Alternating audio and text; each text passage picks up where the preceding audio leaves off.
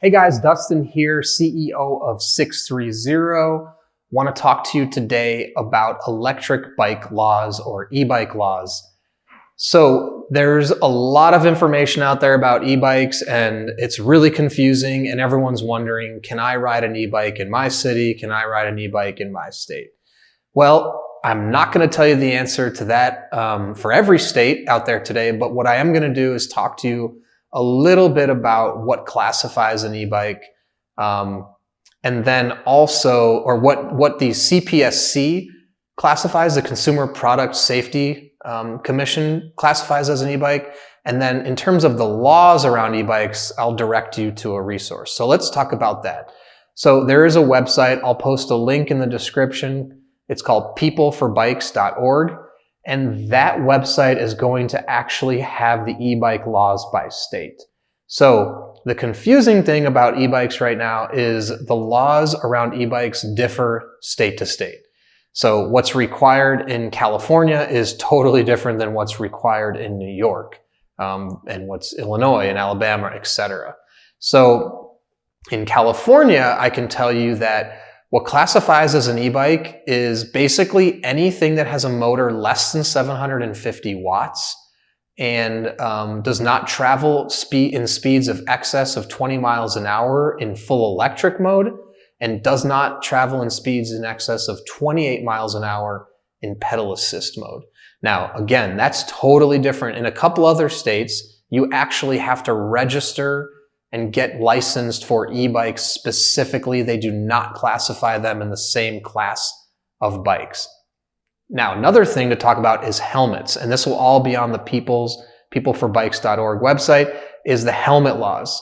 The helmet laws also vary state to state in terms of what age is required for a helmet, and who has to wear a helmet for an e-bike, things like that. And again, it's totally different state to state, and also is age limits on e-bikes. In some states, children under the age of 16 legally can't even ride e-bikes. So again, check out that link and make sure you look up your state so you understand the laws before you go out and buy an e-bike and you maybe can't even ride it.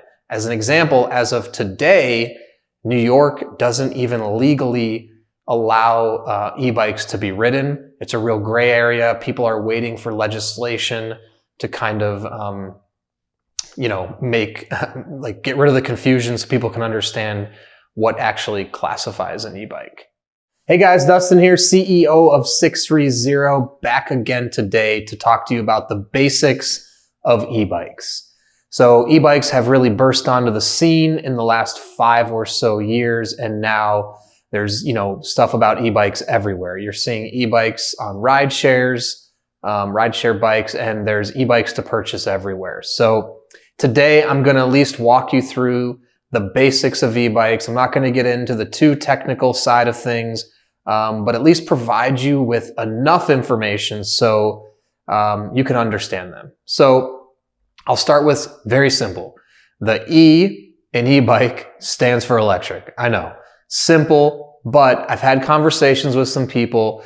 They don't necessarily know what it means, what it stands for, and what does electric bike mean. So another thing I want to talk about and distinguish is electric bike means plug-in, powered by electricity, by batteries. That's what gets the motor running on an electric bike.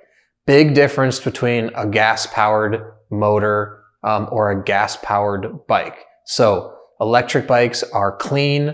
There's not going to be any exhaust when you're riding. There's no pollution coming out of them. So for someone thinking about getting an electric bike, don't worry about it being dirty or messy. You don't have to change any oil, nothing like that. Very, very basic. All electrical driven. So moving on, the next thing about e-bikes is that they have a motor. So e-bikes are powered there's two versions of an e-bike. There is either a pedal assist version of an e-bike or a full throttle e-bike. Now in the US, there's various laws covering the usage of e-bikes state by state. So We're going to make another video. You can check that out, talking about e-bike laws in your state, or in fact in your city.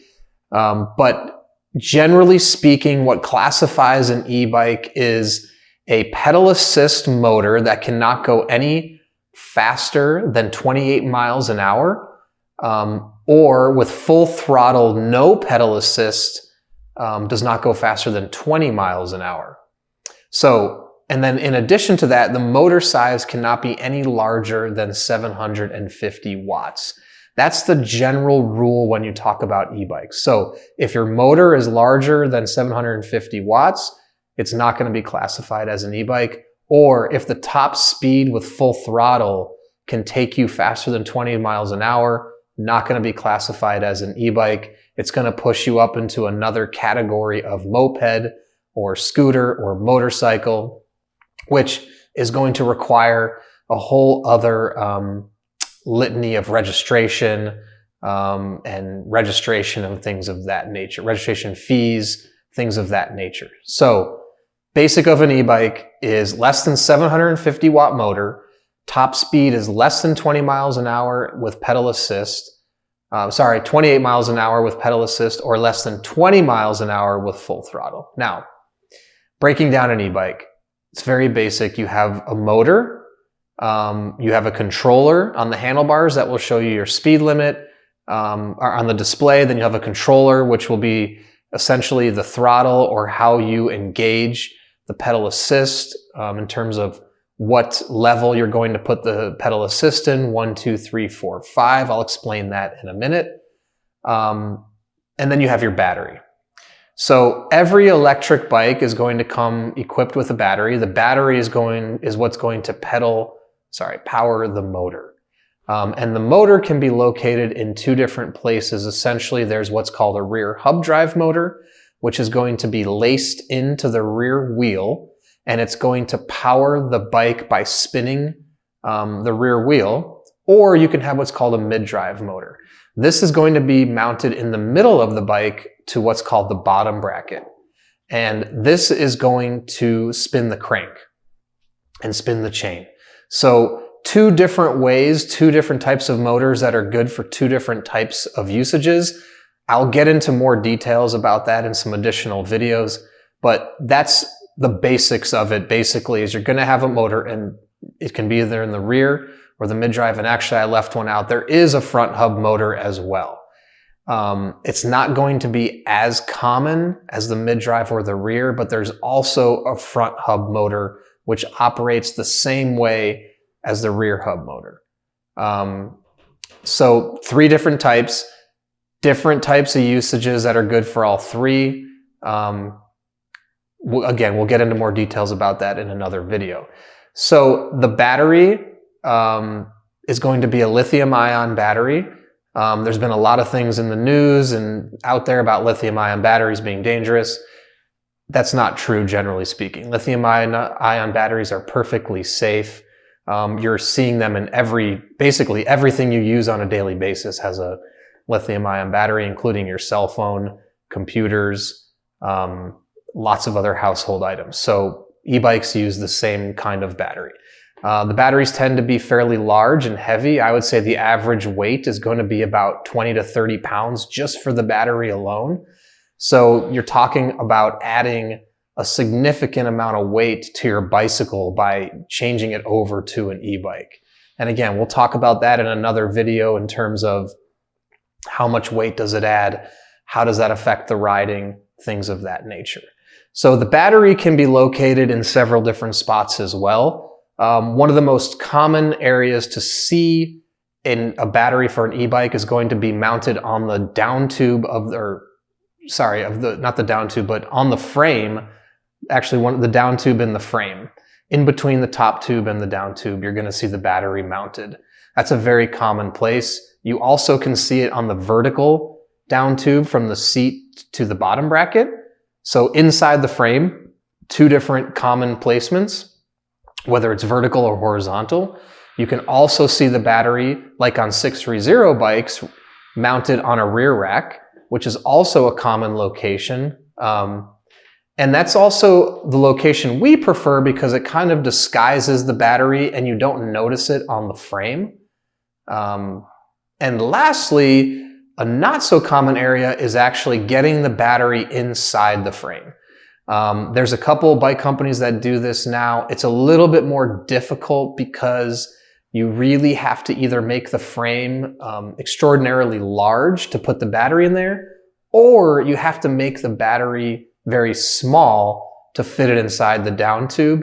And as a result, your battery may not have a lot of power to last very long on your rides or to maintain a very high cruising speed.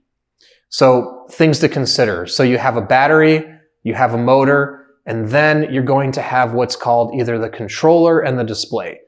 So when you have a pedal assist bike, essentially it's going to offer you different levels of assistance when you're pedaling, usually levels 1, 2, 3, 4, 5. So if you're pedaling and you're in level 1, the motor will just give you a little bit of assistance. If you're in level 2, it's going to give you a little bit more, so on and so forth. Up to level 5, it's going to give you full power.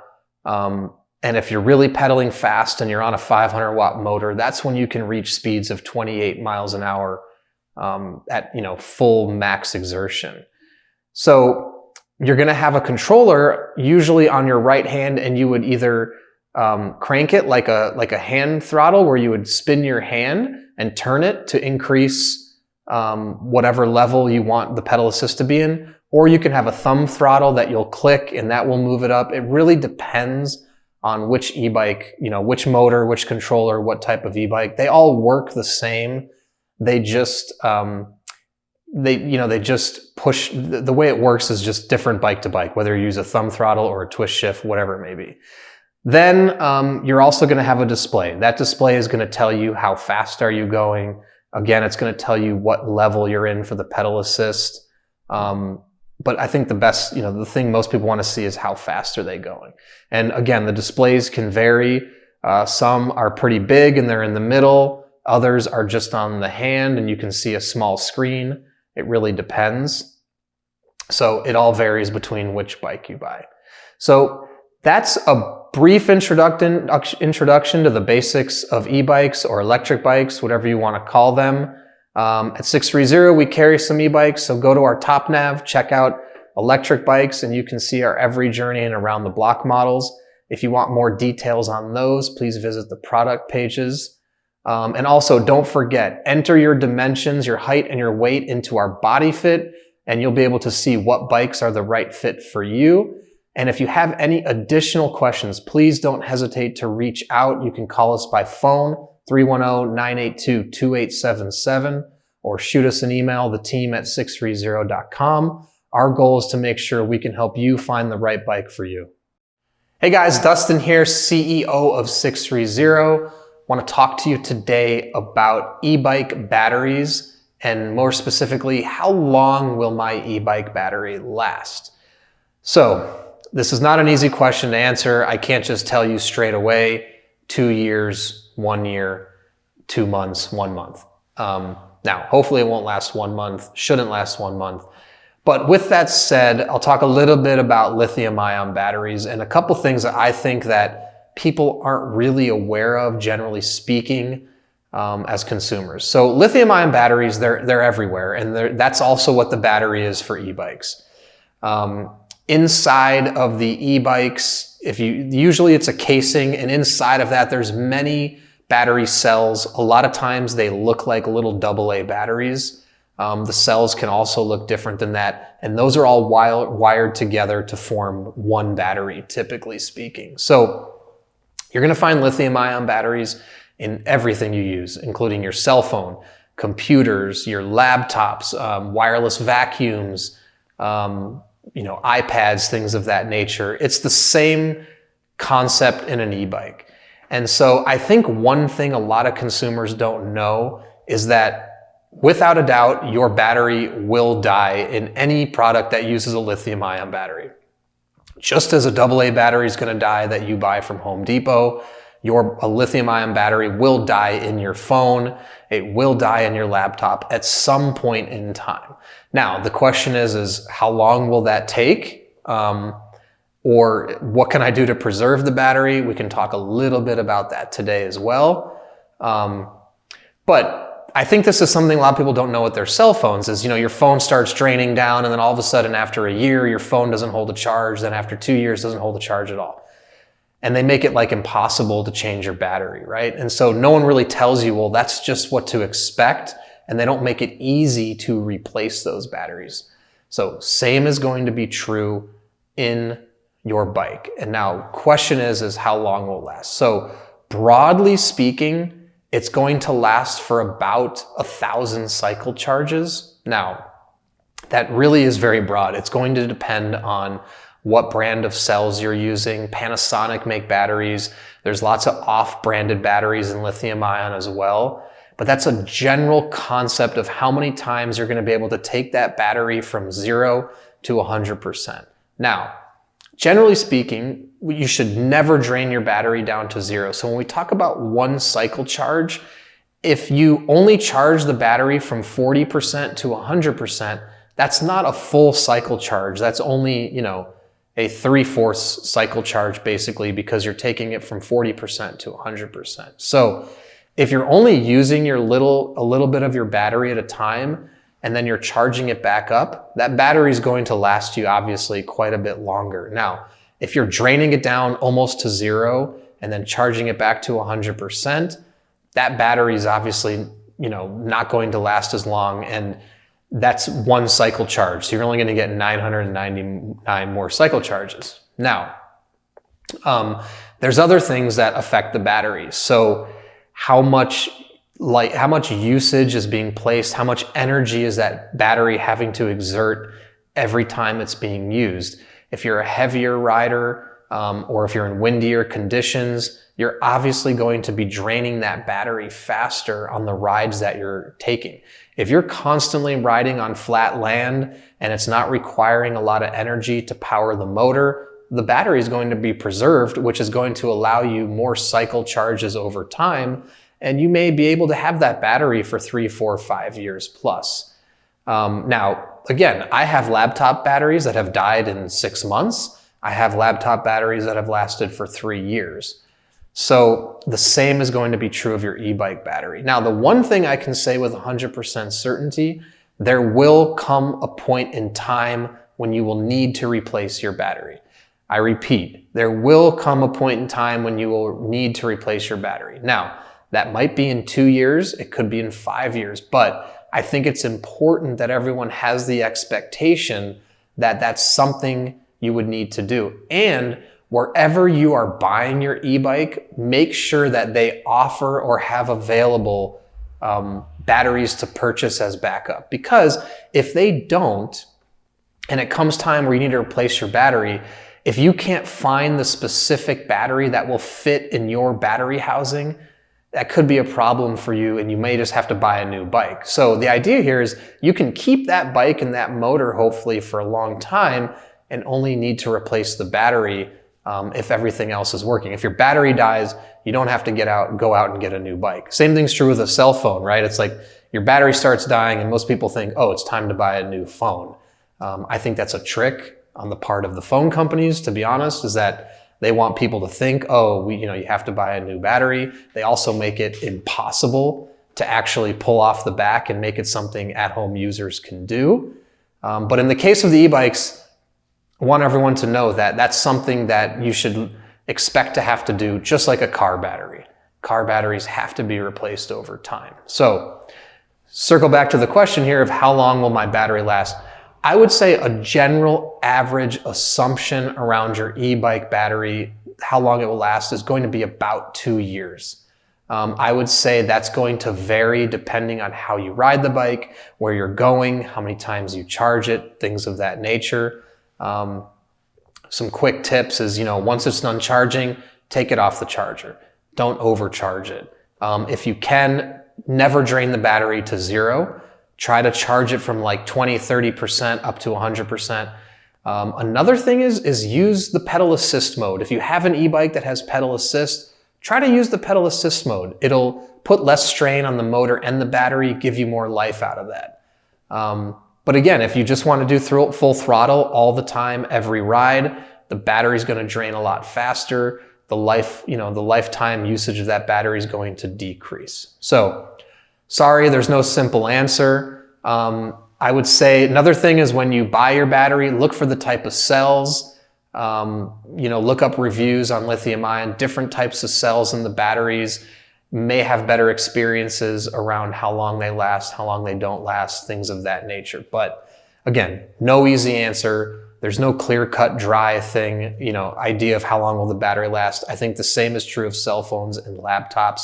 But again, 2 years is a good baseline level of where I think they'll last. But you could get 3, 4, 5 years out of it, or you might kill that battery in 6 months. So if you have any other questions about e-bikes or other bikes, please don't hesitate to reach out.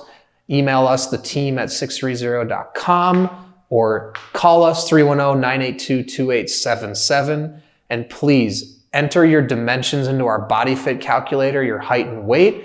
It'll give you thumbs up, thumbs down, what bikes are the right fit for you. And if no bikes are a fit, please reach out. We can figure out a way to customize something for you. And go ahead and check out our e-bikes on the top navigation of our website.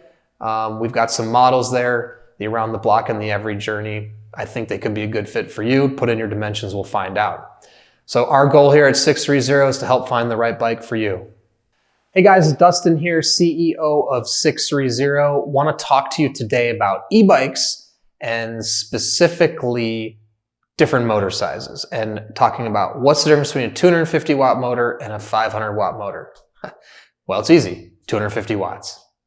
Okay, just kidding. I'll tell you specifically. So basically the difference is actually quite simple. It's 250 watts.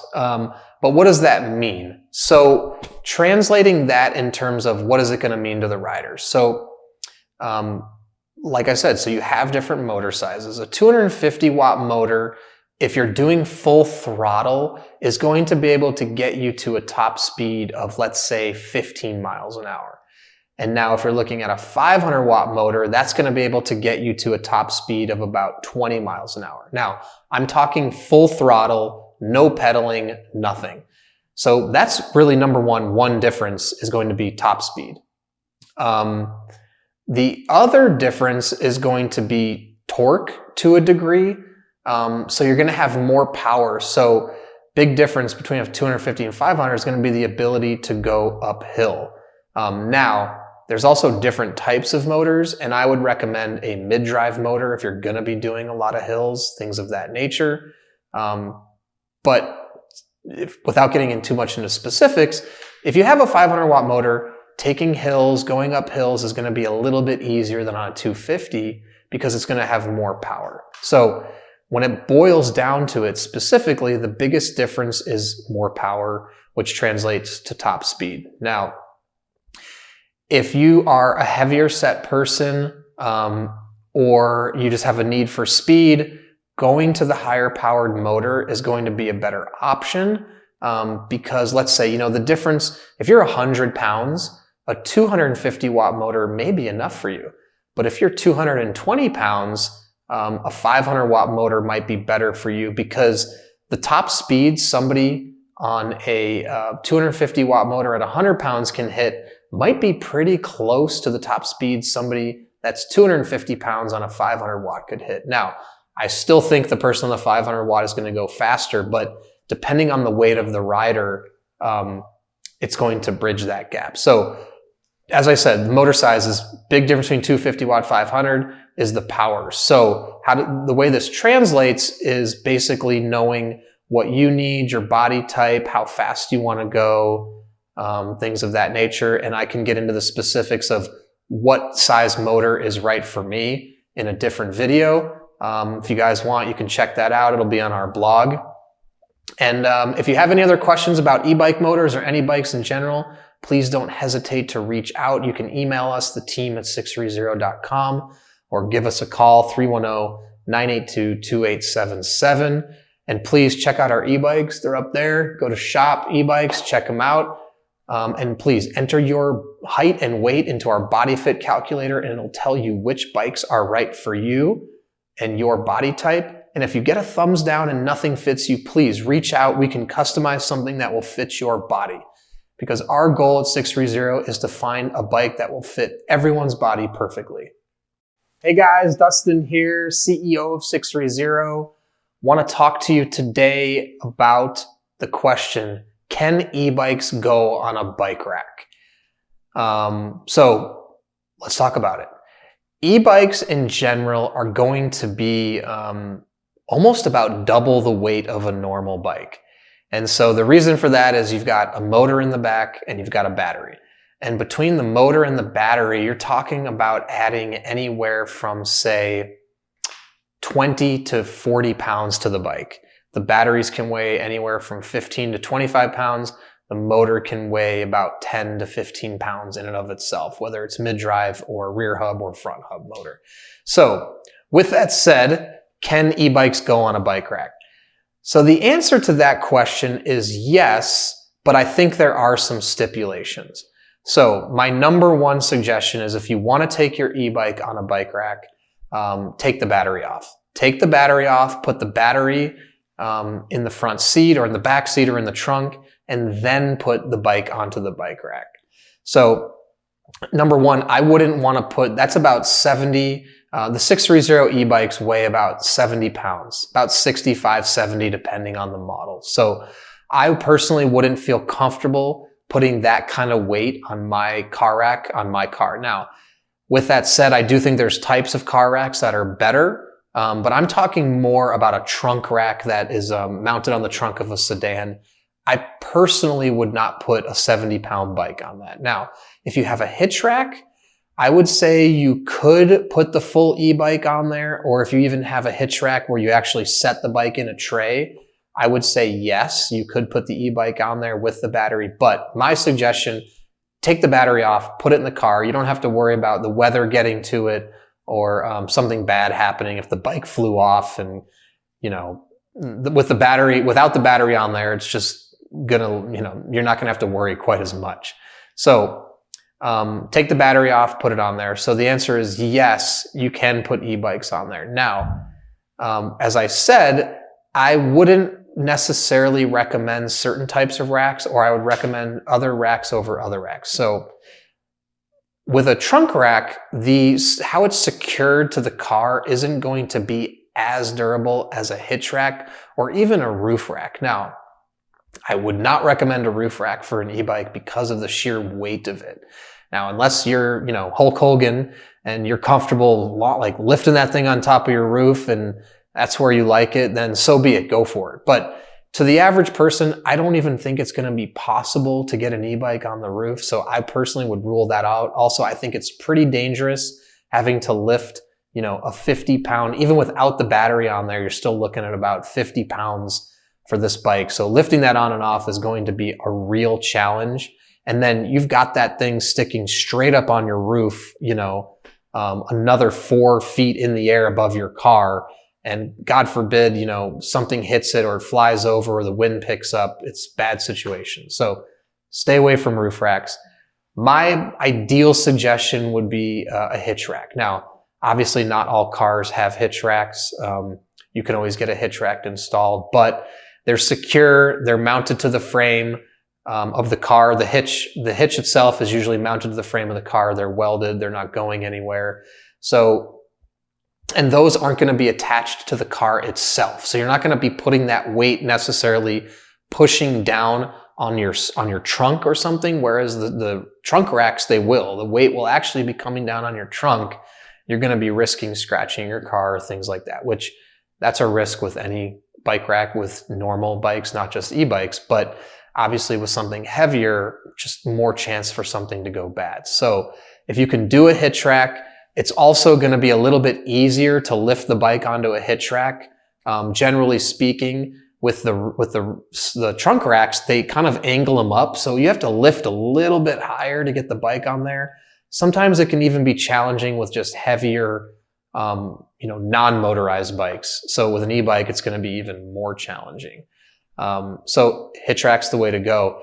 The other thing too is, like, be careful. These are heavy bikes, so you know, can they go on a rack, period? Well, if you're comfortable lifting about 50 pounds, they can go on a rack.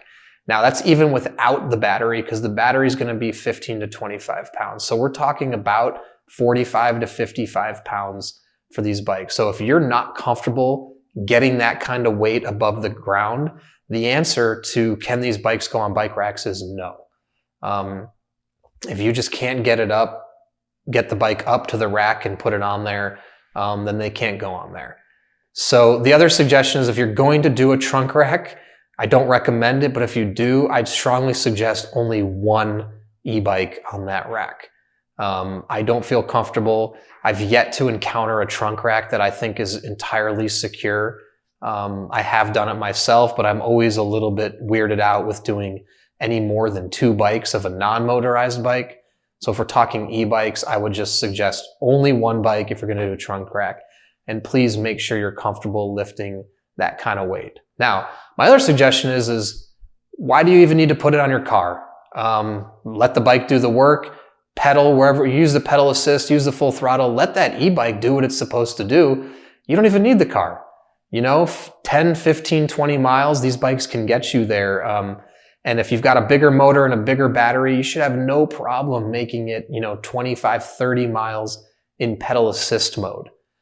So maybe you could do pedal assist on the way out and do full throttle on the way back. You could do a 30, 40 mile round trip with not exerting too much energy. So leave the car at home. But if you need to take the car, that's my suggestions for car racks. Any other questions you have for us, please reach out. You can email us, the team at sixthreezero.com, or call us 310-982-2877. Check out our e-bikes. Find them on the top nav up there. And please enter your height and weight in our body fit calculator. It will tell you which bikes are the right fit for your body. If you get a thumbs down, reach out. We'll help find a bike that fits you. Our goal at 630 is to find a bike that fits everyone's body perfect. Hey guys, Dustin here, CEO of 630. Want to talk to you today about the best e-bikes for beginners. There's a lot of talk out there right now about electric bikes, and I know it could be daunting figuring out what's right for me, what to look for. So let's talk about that today, and I'll help you out, do the best I can. So with e-bikes, there's lots of different motor sizes, battery sizes, different types of frames, lots of things that exist. So it can be confusing. So best e-bikes for beginners. I'm not going to talk to you necessarily about a specific e-bike that's best for beginners, but I'm going to talk to you about the features, components, frame styles that I think are best for a beginner in the e-bike market. So number one, let's talk about motor. Looking at the e-bike motors, you've got 3 types of motors. You have a front hub, you have a mid-drive, and you have a rear hub motor. My suggestion for beginners in e-bikes would be to go with either a rear hub drive motor or a front hub motor. And the reason I suggest this is because they're going to be a little less torquey than a mid-drive, meaning that like pulling capacity, or a mid-drive just has a little more torque, meaning it can get up hills a little bit better, but it's a little extra power that I don't think is necessary for a beginner on an e-bike. In addition, a mid-drive motor is going to be more expensive.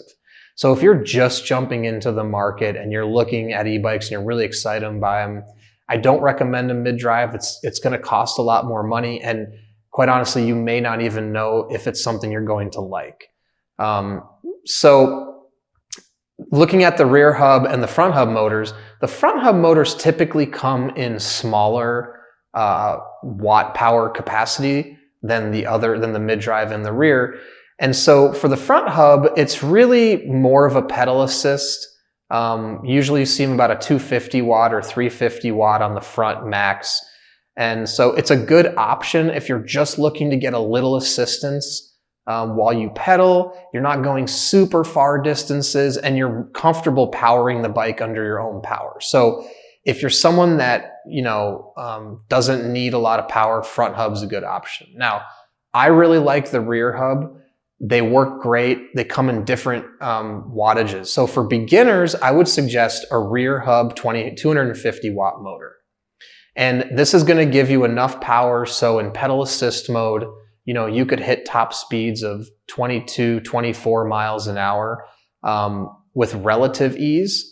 And then in full throttle mode, if you're not doing pedal assist with a 250 watt rear motor, you're going to hit about 15, 16 miles an hour, which that's already going to be a lot faster than most average riders are traveling on a bicycle in general. So if you're a beginner on an e-bike, you don't need to get on there with a 500 watt mid-drive motor and be zipping around. It could potentially be dangerous. My recommendation is just to make sure that, you're comfortable on that bike.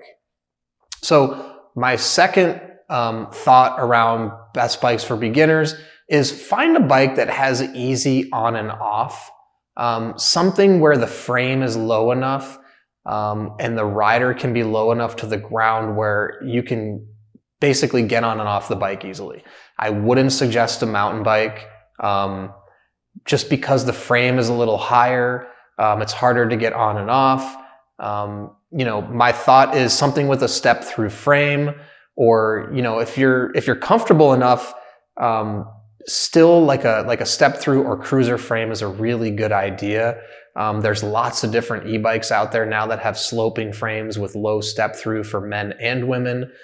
We have our Every Journey in electric, which has a step through frame, which I think is great for on and off. So if you're a beginner, you're not used to having power, attached to two wheels before, it's really, really smart to have a frame where you could stop, put your feet down, get on and off easy. Make sure you can balance it. That's another suggestion why I'm saying a smaller motor, because smaller motors will also have smaller batteries. And what this is going to mean is it's going to mean less weight on the bike.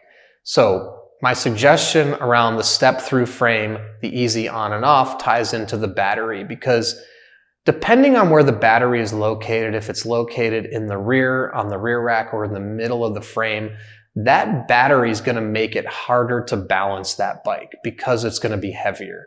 And the batteries typically weigh anywhere from 15 to 25 pounds, depending on capacity.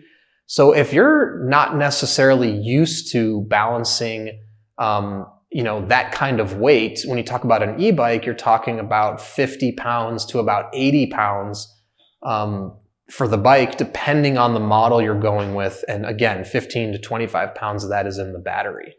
So try to use a smaller motor and smaller battery. It'll get you comfortable balancing that kind of weight, making sure it doesn't tip you over when you stop, just turning it and steering it, things like that. Now, if you've ridden a motorcycle before, or, you've done other things on two wheels that are heavier, no need to worry about it. But for beginners, smaller motor, smaller battery. In addition to that, I would make sure you have disc brakes. Now, generally speaking, disc brakes are pretty common amongst a lot of e-bikes. The reason I recommend them is because they're going to give you a higher level of stopping power. So if you're cruising along, let's say you're on an e-bike and you've never gone 15 miles an hour on a bike before, you may not be comfortable stopping the bike or know how to stop the bike because you haven't had to stop a bike at that speed before. Disc brakes are going to stop a lot quicker. They're not going to, glide as much. They're going to be more instantly gripping and stopping, versus brake pads on the rims. They're not going to really provide enough power to stop a bike traveling at those kind of speeds. So if you're a beginner and you want to make sure you can stop the bike, look for an e-bike with disc brakes.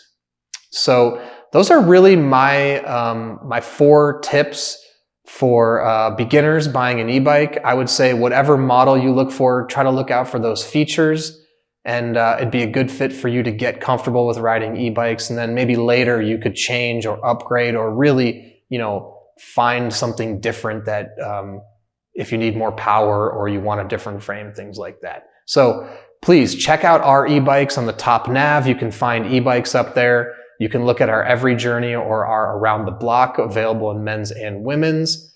And also, please enter your height and weight into our body fit calculator. That will tell you thumbs up, thumbs down, what bikes are the right fit for you. And if you have any additional questions, please reach out.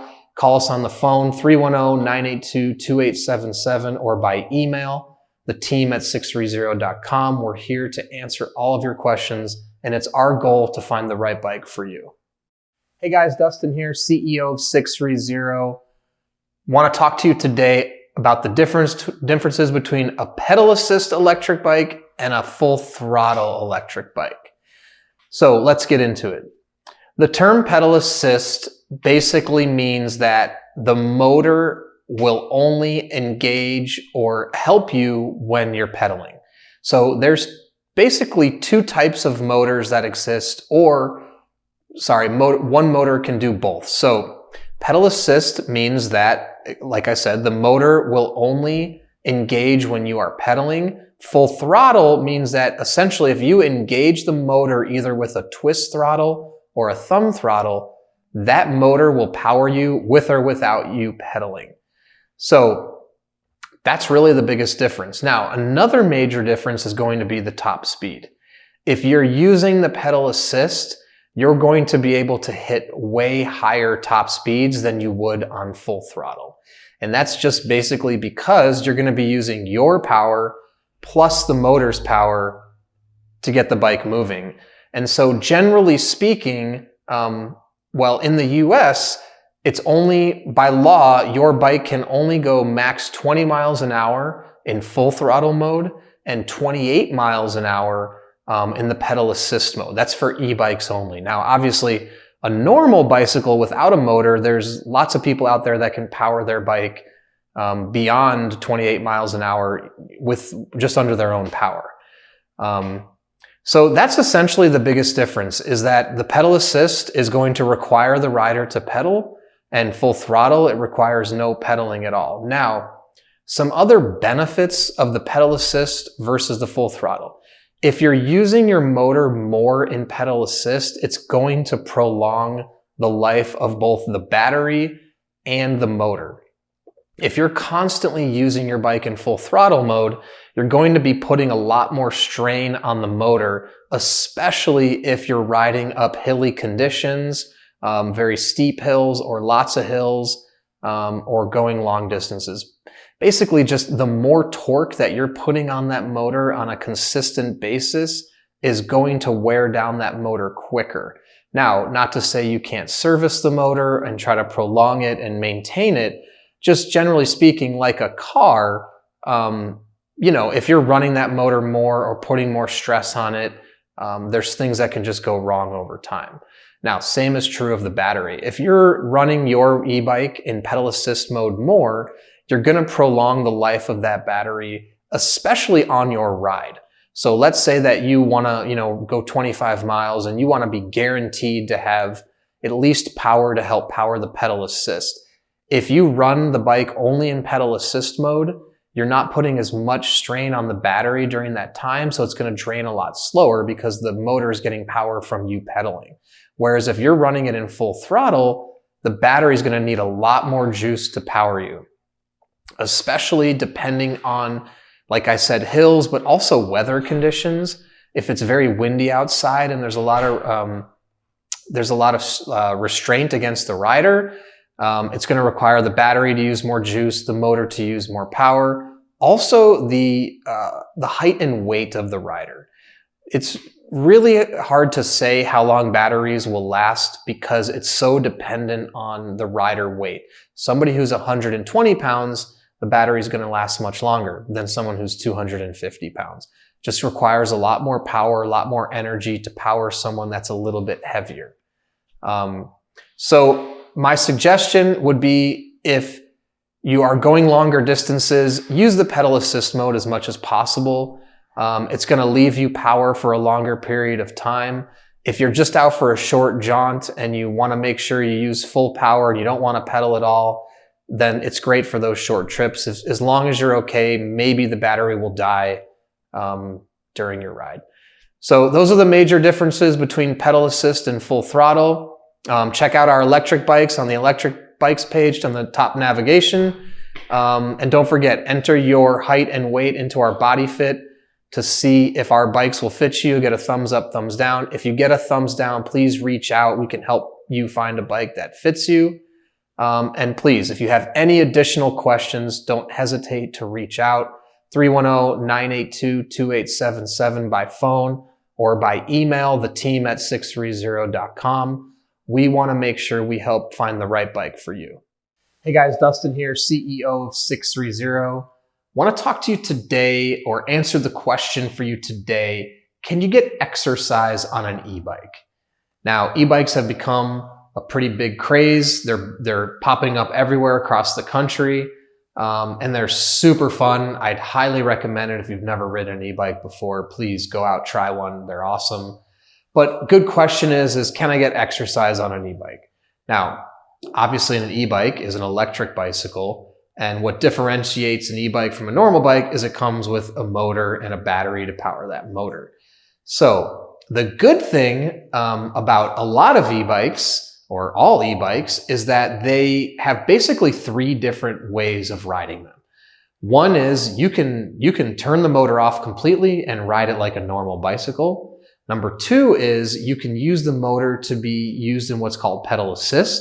So if you pedal, the motor will help and assist you. Or 3, there's a full throttle option. Now, not all e-bikes offer the full throttle option. That's something that comes on certain models. The 630 models will in fact have the full throttle option, but that's not a standard feature necessarily for e-bikes. I would say typically when you talk about e-bikes, you're talking about a bike that assists you while you're pedaling. So to answer the question, can you get exercise when riding e-bike? The answer is yes. Now, you're going to have some added weight with the motor and the battery, but if you just want to turn the motor and the battery off completely, you can ride that bike like a normal bike. And quite honestly, if you're carrying around the weight of the motor and the battery, it's going to be a better workout than if you were just riding that bike without the motor and battery. So, it's not going to affect your pedal motion at all. There's nothing that changes the way you ride the bike. An e-bike is going to ride the same way as a normal bicycle. There's some e-bikes out there that have completely different frames that maybe look a little bit different than a bike, but typically speaking, the geometry is exactly the same between an e-bike and let's call it a standard bicycle. So you can most definitely get exercise on it. So if you like biking, but you like the idea of having the motor as a backup, power source, going with an e-bike is a great option because you basically get 2 for 1. You get a normal bike and you get a bike with a motor. And then if you get a full throttle, you're basically getting a scooter, a low-powered scooter that can be your full-powered transportation without you pedaling. So it's actually a really great value. And it's a great way to commute, get around town, run errands, things of that nature. The other option is if you're looking to get exercise, and let's say that you just want to go out for the day and you don't want to have to use the e-bike features at all, you can take the battery off. So when you talk about e-bikes, the majority of the weight added to an e-bike is going to come from the battery. So you can unplug that battery, leave it at home, and essentially that bike is going to be almost entirely like a normal bike. Now, you're going to have some added weight from the motor, but it's going to be about, I'd say anywhere from 5 to 12 pounds for the motor itself. With the battery, you're talking about 15 to 25 pounds, depending on the size of the battery. There are some batteries that may be lighter than 15 pounds, but that's the general range. So you can see when you remove that battery, that e-bike is almost just becoming a normal bike with a little bit of added weight. So not too much different. So you can definitely get the same kind of exercise on an e-bike that you would get on a standard bike. So if you have an e-bike and you still use it for exercise and you love it, comment below. Tell us what e-bike you have or how do you use your e-bike to get exercise. We'd love to hear. And if you have any other questions, please reach out direct, theteam@sixthreezero.com, or call us 310-982-2877. Also, we've got electric bikes. You can check them out on our top navigation. Click on the electric category and browse them. And also enter your height and weight into our body fit tool. It's going to tell you which of our bikes, including the e-bikes, are a perfect fit for your body.